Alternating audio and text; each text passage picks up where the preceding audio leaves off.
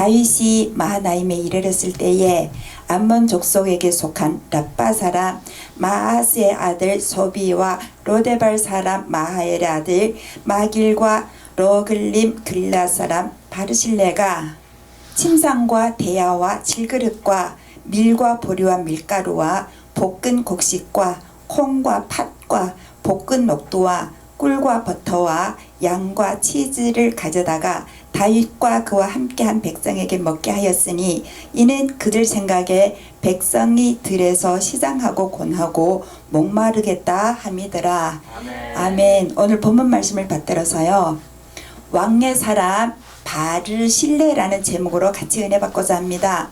이제 사무엘하 이때를 보면은 다윗이 지금 사랑하는 아들에게 쫓기워서 지금 요단강을 건너간 후의 일을 지금 기록하고 있습니다.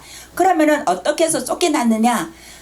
아들에게, 사랑하는 아들에게 쫓겨날 때에 신발도 신지 못하고 급하게 도망을 했는데, 예루살렘에서 요단강을 넘어서 지금 이 지역에 도착하게 되었는데요, 길앗이라는 곳에 도착하게 됐는데 바르실레라는 사람이 있었어요. 그리고 그 외에 두 명이 또 있었는데 뭘 가지고 왔느냐 하면은요, 이자 금방 제가 28절과 29절에 읽은 그 모든 것을 가져왔어요. 먹는 거, 입는 거, 쓸 거, 마실 거, 그리고 필요한 것은 다 가져왔다라고 하는데, 그러면 지금 다윗이 만약에 왕의 자리에 있을 때에 이런 것을 다 가져오면은 고마워라고 할 수도 있는데요, 24절에 보면은 그 아들의 이름이 나와요. 아들의 이름 뭔지 아시죠? 압살롬에게 막 쫓기고 있잖아요. 근데 예루살렘에서 다윗이 도망을 갔잖아요. 압살롬이 아버지를 쫓아온다고 어떻게 말씀을 드릴까요? 같이 제주도에 있다가 아버지를 쫓아가지고 이제 죽이겠다고 하니까 그 압살롬이 아버지가 제주도에서 인천으로 도망왔어요. 근데 지금 이 상황에 27절에 보니까 어떤 상황인가 하면은요, 24절부터 압살롬도 이 인천에 도착했어요. 근데 27절에 무슨 일이 일어나는가 하면은 바르실레라는 사람이요, 바르실레라는 사람이 먹을 것을 가득 가지고 지금 다윗을 영접하는 모습을 우리들에게 보여주고 있습니다. 그래서 오늘 본문 말씀의 제목은 왕의 사람 바르실레라는 제목으로 은혜 받고 있습니다. 그러면은요, 바르실레는 무슨 뜻을 가졌길래 이렇게 간이 크냐고. 만약에 다윗이 도망한 곳에 압살롬이 도착하지 않았다라고 하면은 먹을 거 갖다 줘도 돼요. 근데 지금 곡식들은 말로 옮기도 됩니다. 네, 무슨 차로 옮겨도 됩니다. 근데 이 가운데 지금 가져오는 가운데 뭐가 있죠? 생물이 있어요. 뭐가 있죠? 양이 있어요. 양이 달릴 수 있어요? 막 뛸 수도 없고 달릴 수도 없고, 또 양 가운데 특징이 하나 있어요. 앞에 것이 재촉하느라고 앞에 것을 재촉해서 넘어지면은요, 뒤에 따라오던 양들이 꼭 그 자리 가면 한번 엎어졌다가 일어나는 것이 양의 특성입니다.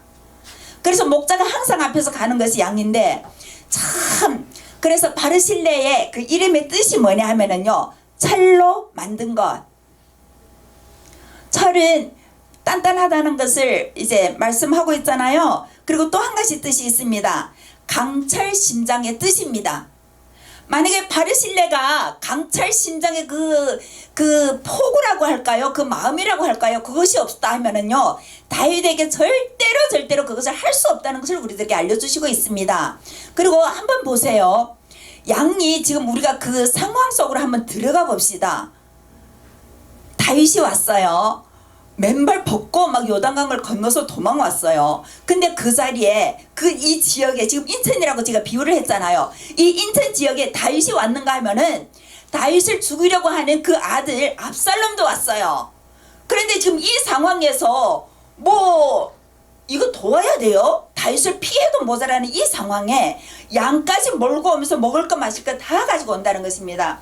이제 여기 보면은 침상이라고 하는데요, 제가 중국 사람이잖아요. 중국 성경을 봤더니 이불과 담요라고 이렇게 분명하게 적혀져 있어요. 그리고 여기에 볶은 녹두 드셔보셨어요? 저 먹어본 적 없어요. 이 단어도 처음 봐요. 근데 볶은 녹두라고 하는데, 그러면 볶은 것은 바로 먹을 수가 있잖아요. 콩, 보리, 밀, 다른 거는 삶든지 볶든지 어떻게 해서 먹어야 되는데, 먼저 먹을 것을 가져오고, 그러니까 필요한 모든 것을 가져왔는데, 가져올 수 있는 그 믿음은 뭐냐 하면은 기도하는 사람이었기 때문이라는 것을 우리들에게 말씀해 주시고 있습니다. 지금 상황을 보면은 다윗이요 다시 왕노릇 하기가 정말 힘든 상황이었어요. 압살롬에게 잡히기만 하면 그냥 죽을 수밖에 없는, 도망갈 때는 급하게 도망가느라고 사람들이 몇 명 되지 않아요. 근데 압살롬은요 이 아버지 잡아 죽이겠다고 많은 군사들을 동원해서 온 거예요. 그러면은 뭐 잡히면 죽을 수밖에 없는데, 바르실레라는 사람은 강철 같은 심장을 가진 이 사람은 어떻게 강철과 같은 심장을 가질 수 있느냐 하면은 하나님을 의지하는 그 담대함이 있었기 때문이라는 것을 우리들에게 말씀해 주시고 있습니다. 지금 사람들 보기에는 다 연약해 보입니다. 다 약해 보이고 하는데요, 하나님을 믿는 사람들은요 하나님에 대한 그 소망을 가지고 믿음을 가지고 한 걸음 한 걸음 하나님을 향하여서, 천국을 향하여서 달려가고 있습니다. 코로나 때문에 어려움을 당하는가 하면은요 여러 가지로 어려움을 다 당하고 있습니다.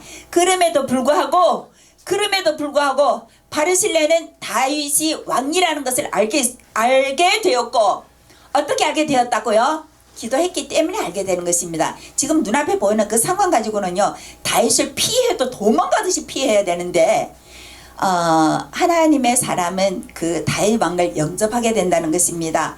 왕의 사람 바르실레인데요 하나님의 사람이기 때문에 그것을 알게 되었다는 것입니다. 그리고 성경 말씀, 그러면은 뭘 바라보고 했나요? 바르실레가 다윗이 나중에 왕이 되기 때문에 나는 이 다윗에게 잘 보여야겠다라고 해가지고 그렇게 한 마음은 절대로 아니었다는 것입니다. 19장에 보면은요 그 다윗이 지금 도망가고 있는데 그 시므이라는 사람이 있어요. 그런데 이 사람은 뭐냐 하면은, 야 비루한 놈아 너 벌써 망했어야 돼 막 욕을 하면서 막 먼지를 날리면서 돌멩이를 던지는 사람이 있었어요. 네?